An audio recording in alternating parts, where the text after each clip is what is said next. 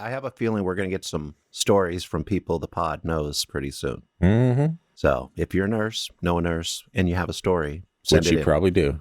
You probably have at least one story if you're a nurse. What's our pod's phone number so that they can leave a voicemail if they want to? 801-997-0051. Leave up to a 3-minute voicemail for us. We love hearing from you guys. And if you have a longer story, just call us right back. There you go. We know how to put it together. Yeah, we're smart like that. Scott's smart like that. Yeah. Unless it's an NFT. Yeah, Scott's not NFT smart like that. We'll make your voicemail into an NFT. How's that? All right, here we go. This one's from Reddit. Equal Variety 8646. That rolls off the tongue, doesn't it? Yes. LOL, I guess I'll be the first. Which kind of works out. You are. I used to work on a floor that had a connecting flex unit that, depending on capacity, we would use. There was a back row of rooms and a front row of rooms with hallways connecting them. The 2 rooms at the ends of the back row were oversized rooms and very nice, but for some odd reason, I always hated going near or into them. When we had patients there, I would always have this dreaded feeling when I checked on them during rounds. So one night I'm in the front row of rooms facing the hallway towards the back row. I'm all spun around now, but I think all our listeners get it. Sure. And I'm messing with the vital cart. When in my peripheral vision, I see a black shadow, the size and shape of a person, walk/glide down the back row of rooms toward one of the end rooms, maybe 15 feet in front of me. And visiting hours are over at this point. It was actually right around midnight. So I go to the back row from a different hallway, not trying to get myself killed by someone hiding around the corner, see if the light is on next to any of the doors down there, indicating there's a patient in those rooms. Nope, no patients down there, and no visitors were given special permission to stay the night. So yeah, definitely avoided that assignment as much as possible. A little spooky. Yeah, not too much into that one, but... Starting off with some shadow people. Yeah. It's always a good topic. We should do a second shadow person episode. Yep. That was a fun one. There seems to be a lot of shadow people in the hospitals. Yeah. Or that nurses see. I mean, it's a very common paranormal sighting, I think, just in general. Like, I think anyone that is familiar with the paranormal is aware of shadow people. I've seen several shadow people just in my life. I know several people that have seen multiple shadow people all throughout their life. I mean, look at Amanda from, the season 1 finale. She saw shadow people. It's a very common thing. Like, I've seen shadows, many shadows in my life. Yeah, interesting. Yeah. Yeah, probably not nearly as scary as people form, but there's that one, I think I mentioned it at some point, but when I was walking around my neighborhood back home, and at one point I remember I just turned my head to the right, and in my peripheral vision, I saw my shadow, and then behind my shadow, I saw a second shadow walking very quickly up to catch up with me, and it scared the shit out of me. That I freaked out, like walking alone on this road. I freaked out. I was like, oh, God. And I turned and there's nothing there. Yeah, I remember you telling that story. That's a scary one. Yeah. Probably not anything other than the sunlight reflecting off something else, but it would still mess with your, even if it's just legitimate. For sure. It would mess with your brain in a way that's just not right.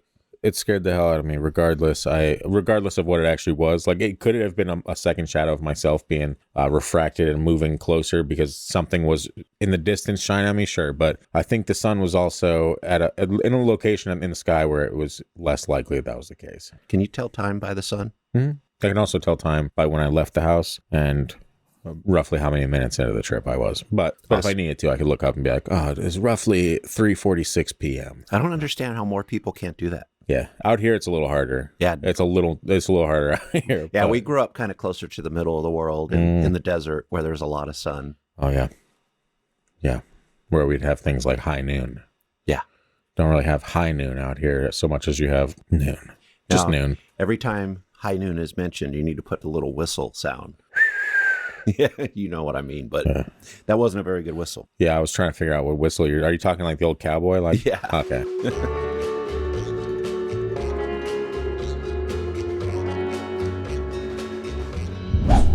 You want to read one? This next one comes to us from Lizard06. Lizard06. 2 D's in Lizard, if anyone was wondering. Nobody was. Nursing student pizza. What the hell is nursing student pizza? I don't know, but I'm reading what's there. There's this ghost we call the nurse at my nursing home. Sounds about right. Mm-hmm. The facility is built over an old TB asylum. My coworker told me on nights she'll stand at the end of residents' beds and pinch their toes.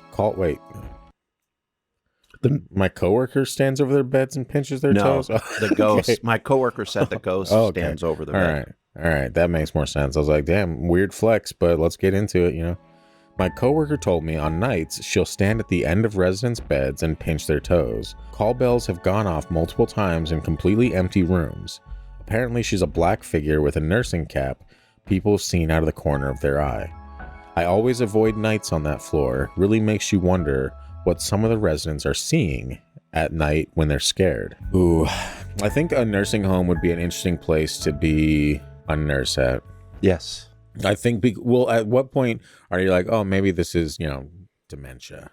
And at one point are you like, oh, shit, maybe there's an actual spirit in here taking care of business? What if there's a combination of two? Like someone has dementia, but you're in a place where there's ghost and nobody believes you.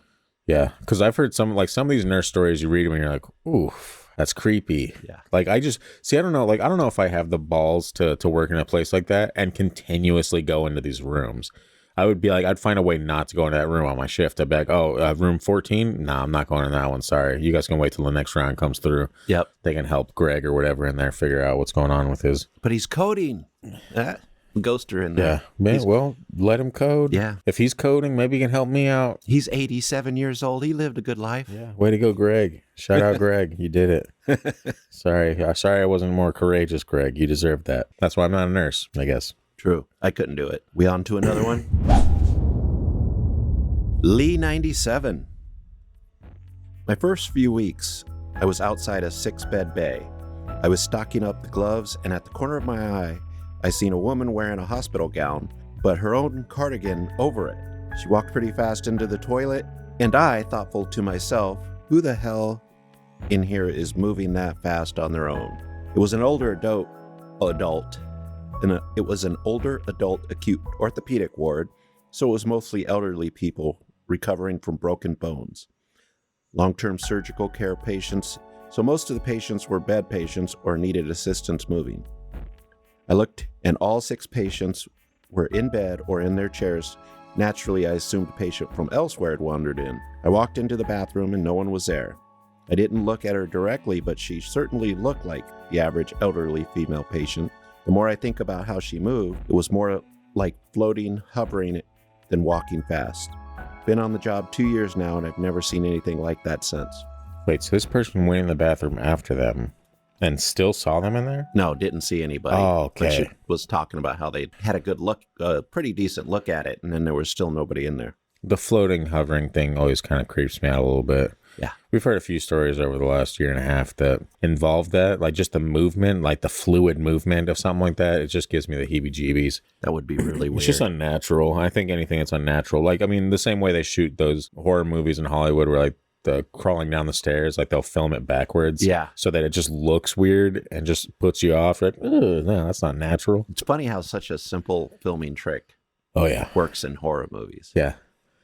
Yeah, there's plenty of them, but that one in particular always gets me. Yeah.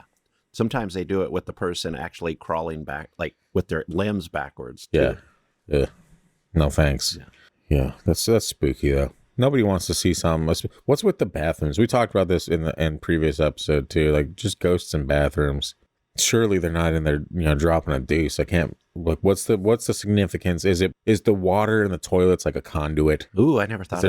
Is there something that's like conducive to why spirits would be drawn into these places? Yeah, the flushing produces like some kind of broadcast from the dead realm, and then it bounces off the porcelain to where you're able to notice it more. I mean, it checks out for me, but I'm not someone that studies that. Yeah, we can't say for sure. Yeah. What if we miss a lot of ghost sightings because everybody's on their phones TikToking when they're in the bathroom now? I think. And the ghosts are looking at the TikTok over your shoulder and you don't even catch it. Yeah, that makes sense. Next time you're in the bathroom, listeners, look over your shoulder while you're on the phone. Yeah. Maybe somebody will be looking with you. Yeah, when you're doing your ridiculous TikTok dances, make sure you glance behind you every once in a while. Yeah. You will most likely see a bunch of normal people concerned with your actions, but maybe also a ghost. Yes. Maybe a ghost. Yeah. Well, I mean, we've seen like over the years with Snapchat and stuff where people go to take a picture and like Snapchat will recognize a face in the nothingness and put the little face on or the filter on top of it. And they're like, there's nobody there. Like, or is there? Yeah.